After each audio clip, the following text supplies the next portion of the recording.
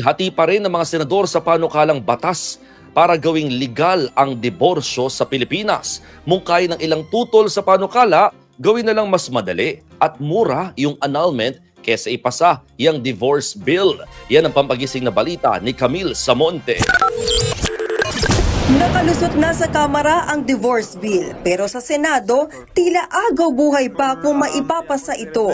Si Senate President Cheese Escudero, tutol sa panukala. Mas gusto raw niyang padaliin na lang ang proseso ng annulment kaysa ipasa ang divorce bill. Lalo't hindi rin naman ginawang mas mura ng Kamara ang pinasa nilang bersyon ng panukala. Pinalawak ang grounds, pero hindi naman binigyang daan na hawakan ng PAW ang mga kaso tulad nito. So makikinabang na naman dito kung sakasakali ay yung mayayaman na kaya magbayad ng abogado. Mas madali na para sa kanila. Paano yung mahihirap nating kababayan?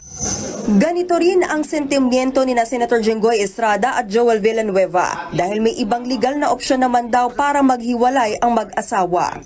Kung yung Diyos mo sinasabi na I hate divorce, baka magkaroon ng drive-thru lahat ng kanto dito sa Pilipinas at pag ang mag-asawa ay nag-aaway, ayaw lang ng bangs, ayaw lang ng shampoo, ayaw lang ng niluto ni Mrs. mag-aaway at maghihiwalay, baka hindi po tayo ready doon. Solusyon na lang yung mga annulment cases. No? Kasi medyo, let's face it, medyo matagal at medyo may kamahalan kung magpapat ng annulment case. Pinulsuhan na rin daw ni Estrada ang posisyon ng ibang senador tungkol sa divorce. 4 raw sa tinanong niya ang tutol din dito kasama na si SP Escudero, Senate Majority Leader Francis Tolentino, Villanueva at Ronald De La Rosa. 5 naman ang pabor kabilang sina Senator Robin Padilla, Grace Poe, Risa Hontiveros, Amy Marcos at si Senator Pia Cayetano.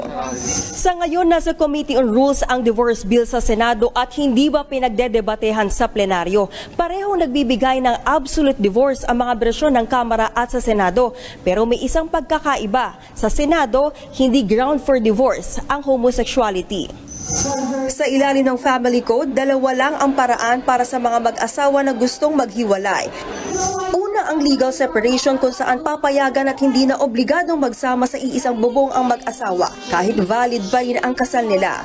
Pangalawa ang annulment kung saan pwedeng ipawalang bisa ang kasal. Kaya kung makapasa rin sa Senado ang divorce at maging batas pag pinirmahan ng Pangulo, magiging pangatlong option ito sa mga mag-asawa. Sa isang pahayag naman, tila nagpasaring sa mga tutol na senador ang may akda ng divorce bill sa Kamara na si Congressman Edsel Lagman. Giit niya, dapat nagpapasa ng batas sa mga mambabatas, hindi para i-please ang simbahan, kundi para tulungan ang mga asawa at anak na naiipit sa abusadong relasyon. Bukas naman daw ang iba pang senador na pag-aralan ang divorce bill. Handa rin makinig si Senator Risa Hontiveros na isa sa mga may akda ng divorce bill sa Senado. I'm willing to work with my colleagues across the aisle to come up with a divorce law acceptable to all. Pero syempre dapat isentro ang pangangailangan ng ating mga kababayan. Lalo na ang ating mga kababaihan na gustong lumaya sa toxic at mapang-abusong mga relasyon. Nagbabalita mula sa Frontline, Camille Samonte, News 5.